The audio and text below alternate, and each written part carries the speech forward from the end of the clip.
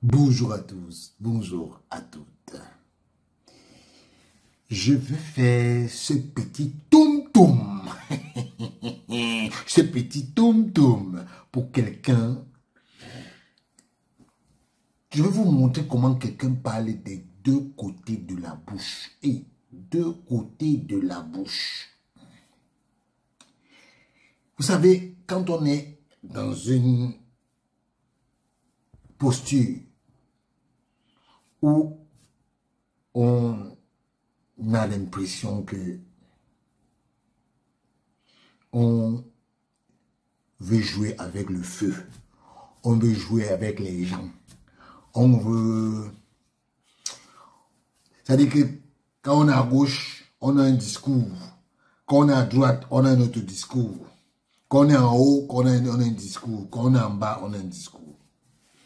Je vais vous faire écouter le florilège des paroles de quelqu'un qui, un jour, vous a dit que telle personne était mauvaise.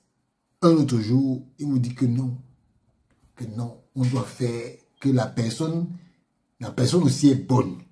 Hein? Que oui, les suspensions, c'est fini, c'est fini. Je vais vous faire un florilège des pensées de ce monsieur. Maintenant, sur votre question, je pense que nous, le football camerounais a besoin de paix, d'accalmie, d'un souffle nouveau. Si un jour je suis à la tête de la Fédération camerounaise de football, la première décision que je prendrai, c'est de soumettre à l'Assemblée générale la probabilité d'effacer toutes les condamnations. On a besoin de tout le monde pour développer le football. Si un jour je suis président de la FECAFOOT, les suspensions d'Indjitap, les suspensions de Kouemou, de tous ceux qui ont été suspendus, on remet tout à plat. Avant le match Cameroun-Sénégal, 26 joueurs ont refusé de jouer. Parce qu'ils ont su qu'on a imposé un joueur. 26. Ils ont dit qu'ils ne veulent plus jouer. Vous voulez parler de quel joueur qui a été imposé? Parce qu'on a imposé un joueur. Le patriotisme débordant de Samuel Eto'o, la question c'était... La question c'était sur la démission. La démission. Il a dit Monsieur qu'il Eto'o estime... Et le COMEX a refusé. Monsieur Eto'o estime... Moi je pense qu'on a eu une contre-performance, mais Monsieur Eto'o estime que le Cameroun, le Cameroun des Lions indomptables et de Paul Biya ne doit pas s'arrêter en huitième de finale. Pour lui, c'est un problème. Et quand il y a un problème, il faut faire le bilan. Et il est venu en plein COMEX et il a dit à ses collègues du COMEX, je pense que le Cameroun ne méritait pas de s'arrêter en huitième de finale. On a failli et je suggère qu'ensemble que nous déposions, que je dépose ma démission. Je pense qu'on peut trouver quelqu'un d'autre qui peut faire mieux que moi. Et le COMEX a estimé que, président, vous n'avez pas été élu pour l'équipe nationale de football du Cameroun. Grâce à vous, aujourd'hui, les stades sont pleins. Grâce à vous, aujourd'hui, on parle à nouveau de futsal au Cameroun. Grâce à vous, aujourd'hui, on parle de nouveau de beach soccer. Grâce à vous, aujourd'hui, les compétitions jeunes se jouent. Grâce à vous, aujourd'hui, de nombreux binationaux qui ne voulaient pas venir sont nombreux à l'équipe du Cameroun. Il y a d'autres qui arrivent. Vous savez qu'Etan Mbappé est en route, là. Donc, on lui a dit que quand on regarde tout ce que vous avez fait, certes, on a été éliminé en huitième de finale, ce n'est pas la première fois que cela arrive. On a besoin. Si on gagne parce qu'on exclut des gens, on est un tricheur. Le ministre est parfois venu parler aux joueurs avec de très bonnes intentions, avec un discours valorisant, un discours qui dopait les joueurs. Mais entre-temps, les joueurs ne s'entraînaient pas. Entre-temps, les 1 heure de temps s'épuisaient.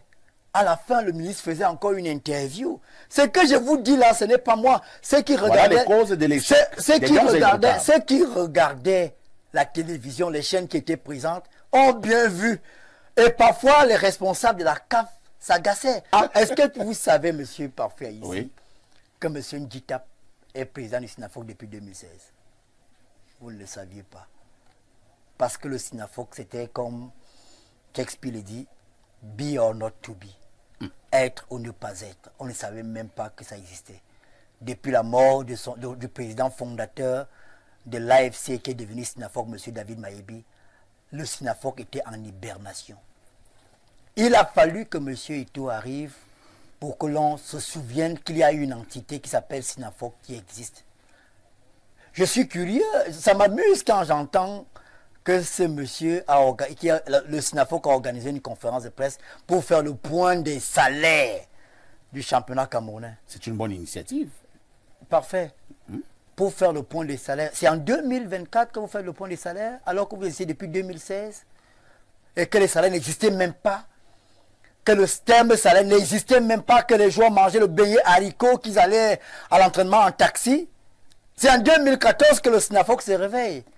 Et comble de tout cela, le Sinafoc a chassé un journaliste. J'espère que le ministre de la Communication est au courant. Le président Biya a dit à la radio Monte Carlo, vous le répétez régulièrement parfait ici, je souhaite qu'on se souvienne de moi, qu'on ait l'idée de celui qui a apporté la prospérité à la démocratie. La prospérité à la démocratie. Et la démocratie a 3 éléments fondamentaux. La liberté, l'égalité et la majorité. Et au Sinafoc, on ne permet pas à un journaliste d'assister à une conférence de presse.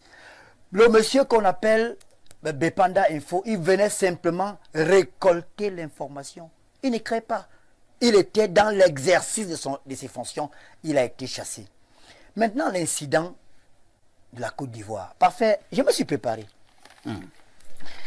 Tout à l'heure, je vous ai dit que les séances d'entraînement d'avant-match ont une durée d'1 heure. Tout à fait. Une compétition a des règles. Il y a même une charte et des choses qu'on respecte. Les badges qui sont donnés à ceux qui sont accrédités. Mes badges étaient au bureau. Je me suis permis d'appeler un collègue qui avait des badges chez lui, M. Etienne Tamou, qui a d'ailleurs eu le fameux incident avec M. Njitap. Il m'a donné ses badges. Le badge a les numéros. Et chaque numéro a une zone. Voici le badge de M. Etienne Tamou. Vous verrez que ce badge ici, il y a A, D, O, F. Il indique les points d'accès. Il y a même le numéro 1, 2, 10. Ce badge vous permet d'avoir accès à ces différents points. Alors pour la CAN, pour aller au vestiaire d'une équipe nationale, on donnait ça, ce passe. Et ce passe est remis à la veille du match. Alors, si M. Obama se retrouve au vestiaire de Lyon, c'est parce qu'il est le porte-parole de M. Ito et qu'il a reçu ce passe avant. Je ne sais, même le président de la Fédération camerounaise de football, même les présidents des fédérations, vous n'avez pas ce passe, vous n'entrez pas. Parce que les gens qui contrôlent ne sont pas camerounais. Ils appartiennent à la CAF et ils viennent d'autres pays. Et là-bas, il n'y a pas de tolérance administrative. C'est le document qui vous fait entrer. Je ne sais pas par quelle alchimie M. Njita Fotso s'est retrouvé au vestiaire. Peut-être qu'il s'est cru au stade de Bouddha. Ou bien au stade, je ne sais pas trop, de Ngulmakong. Ou bien, on était à la CAN. Monsieur Njita est quand même habitué des grands stades du monde. Mais quand on est habitué des grands stades du monde, on sait que pour aller au vestiaire, il vous faut un passe. Parfait ici. Il vous faut un passe. Très bien. Et monsieur Njitap a été, ce sont les responsables de la CAF qui l'ont interpellé, que monsieur, vous n'avez pas de passe pour aller au vestiaire. Parfait ici. Qu'est-ce que monsieur Njitap va faire au vestiaire? Vous avez vu un jour Thierry Henry au vestiaire pendant que les Bleus jouent. Vous avez vu un jour Laurent Blanc au vestiaire pendant que les Bleus jouent, même à Clairefontaine. Pourquoi M. Njitap ne part pas au vestiaire quand le Cameroun a perdu le match? Pourquoi? Pourquoi les gens veulent faire la récupération? Quand le Cameroun gagne contre la Gambie, paf!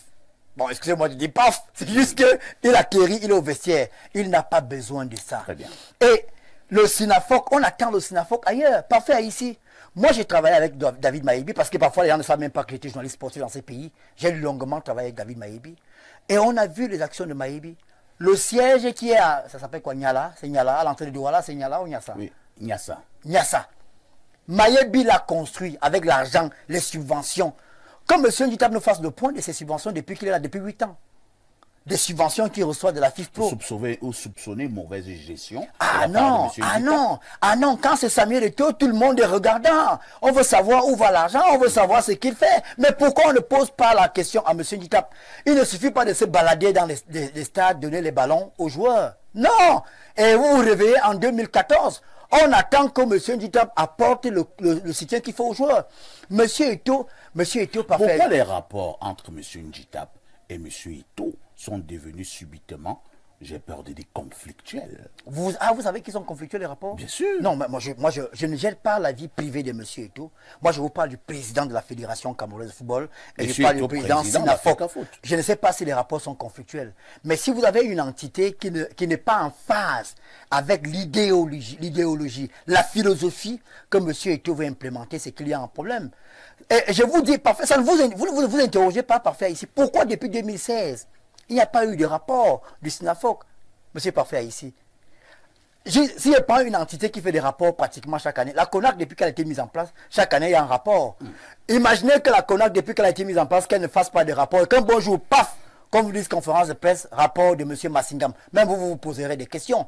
Si les gens ont des projections, les gens sont en campagne, ils veulent venir au vestiaire pour faire des images parce que le Cameroun a gagné, il faut arrêter ça. Si vous voulez aller au vestiaire des Lions, il faut avoir un badge. En campagne. Je l'ai dit. Si vous voulez avoir... Ils font des projections. Si vous voulez aller au vestiaire des Lions, il faut avoir un badge. J'ai vu sur la toile les gens qui ont écrit Samuel était au vestiaire du Cameroun quand on a gagné la CAN au Gabon.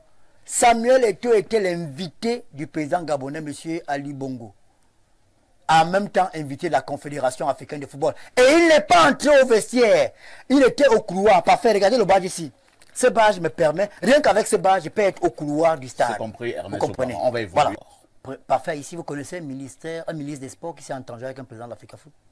Je n'en sais rien, je n'ai pas fait un sondage. Il me semble que le professeur Ouna, le regretté mémoire, a dit un jour qu'un bon ministre des Sports ne peut pas s'entendre avec un président de la fédération. Et pourquoi? Je vais vous dire, et je vous ramène encore au décret. Je vais sortir ce décret. Allez-y. Parce que le décret du président de la République, pour moi, je l'ai partout. Hein. Il est dans mon téléphone, partout. C'est votre boussole. Voici la Bible du fonctionnement des équipes nationales de football du Cameroun. Voici la Bible des rapports entre le ministère des Sports et la Fédération camerounaise de football. Paul Biya, président de la République, le chef de l'État. Il y a quelqu'un qui a écrit qu'on ne doit pas parler du président de la République, mais mon Dieu, c'est mon président. C'est le président de la République. C'est mon président et je suis libre de citer le président de la République. Je suis fier de l'avoir comme président de la République. Et je suis certain que dans 30, 40, 50 ans, quand il ne sera plus là peut-être, qu'on se souviendra de lui et qu'on va le regretter, comme on regrette certains maintenant. Alors je vous dis, la Bible est là parfaite. On n'a pas besoin que le ministre des Sports et le président de l'Africa Foot se fassent des bises ou qu'ils dorment dans le même lit. Le président de la République a pris un acte historique qui est fort, qui définit les rôles des uns et des autres. Alors dites-moi, quand le président de la République dit que les budgets du ministère des compétitions internationales sont préparés à l'Africa Foot et envoyés au ministère des Sports, et la fédération envoie un budget qui dort dans les tiroirs à l'Africa Foot. Il dort dans les tiroirs à l'Africa Foot. Et parfois, c'est à 10 jours de la compétition qu'on se rend compte que le budget en question n'est pas encore la plus mature. Tout à l'heure, je vous disais que moi, je suis quelqu'un qui est impressionné par l'intelligence de l'homme.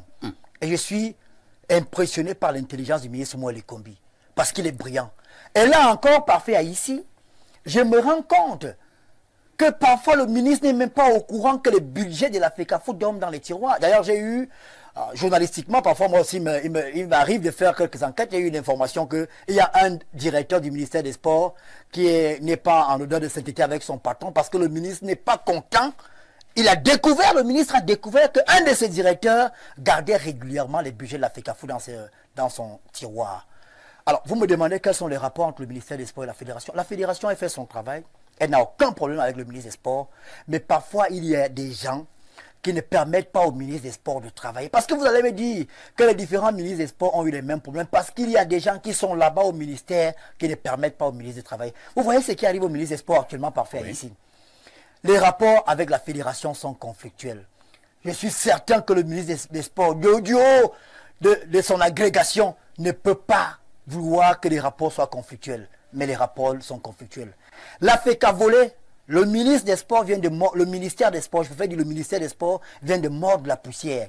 Parce que la FECA volée de M. Abouem, Serge Abouem, a été rétablie par la Cour suprême du Cameroun. Alors que c'est le ministère des Sports assemblé. Cela vous réjouit. Ça ne me réjouit pas, mais parfait. Ça fait une victoire. Comment peut-on être heureux quand le sport camerounais se porte mal et qu'on sait que, par exemple, l'équipe nationale du Cameroun, c'est une fierté nationale. Ernest Obama, que demande le Je n'ai pas ministre des fini Sports de répondre à votre question. Président de la FECA Foot, ou alors la Fédération camerounaise de football. Ce qui se passe parfait à ici, c'est Oui. que pendant plus de 50 ans, les fonds des équipes nationales de football du Cameroun étaient gérés par le ministère des Sports. Il y avait une direction là-bas qu'on appelait Direction des équipes nationales de football du Cameroun. Tout à fait. Sauf qu'il y a eu de nombreux problèmes. Vous êtes journaliste parfait ici. Vous avez en mémoire l'affaire des primes de Lorraine et Tammy Mayer. N'est-ce pas? Oui. Vous avez en mémoire l'affaire des primes de Samuel Eto'o. Vous avez en mémoire l'affaire que, au cours d'une compétition, certains joueurs avaient un montant, d'autres avaient un montant. Le président de la République a dit qu'il ne veut plus cela. Il n'en veut plus. Et il a pris un acte fort, un décret. Il a décidé de confier la gestion des équipes nationales à la Fédération camerounaise de football.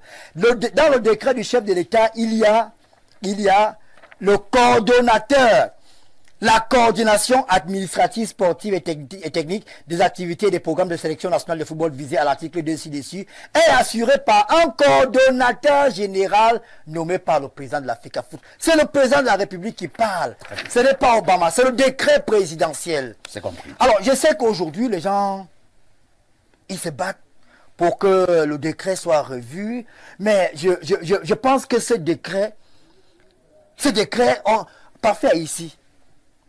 Si vous perdez, vous êtes dans la forêt, vous perdez, et quelqu'un, peut-être Dieu vous vient en aide, il vous dit, voici la boussole parfaite ici. Cette boussole, elle va vous montrer la route. La boussole, le décret du chef de l'État vous dit, à gauche, vous allez à droite, Merci, parfait Ernest ici. Obama. Non. Mais maintenant, parfait, c'est important. Vous l'avez suffisamment dit, on a compris. Non, je n'ai pas encore suffisamment dit. Vous voulez encore le dire comme je crois? Je chute, permettez-moi de chuter. Je ne vais pas me casser le nez, mais permettez-moi de chuter. Ce que je vais dire, c'est que nous disons aux Camerounais que les gens respectent le décret présidentiel. Très bien. Que chacun reste dans son rôle. Que les gens n'appellent pas le sélectionneur pour imposer les joueurs. Que les gens ne mettent pas certains joueurs au-dessus du groupe. Chacun a son rôle et que chacun fasse son travail. C'est compris, Ernest.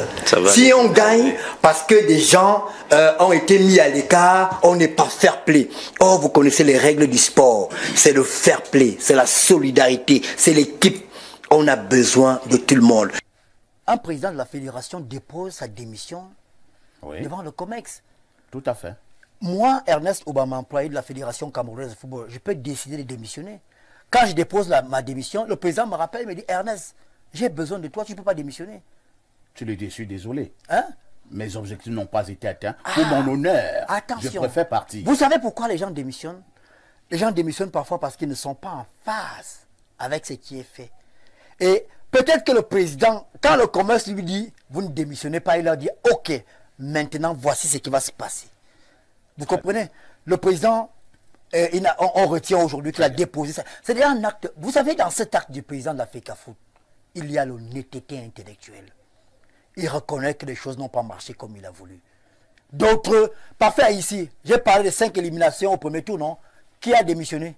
Qui a même fait semblant de démissionner? Personne. Mais lui au moins, il vient, il dit que je démissionne. Parce qu'il est honnête. Parce qu'il estime que le Cameroun ne mérite pas d'être éliminé en 8e de finale. Merci, et c'est pour ça qu'il a voulu démissionner. Les contradictions ne peuvent pas être un problème. Les contradictions font avancer. La critique, elle est constructive. D'ailleurs, on le dit régulièrement, pour construire, il faut déconstruire. Voilà. Vous avez écouté. Je vous ai fait un petit ping-pong de tout ce qu'il a dit. Que ce soit Moelle Kombio, que ce soit Ando Nanao, que ce soit Jérémy Ditapo, que ce soit vous-même, vous êtes témoin que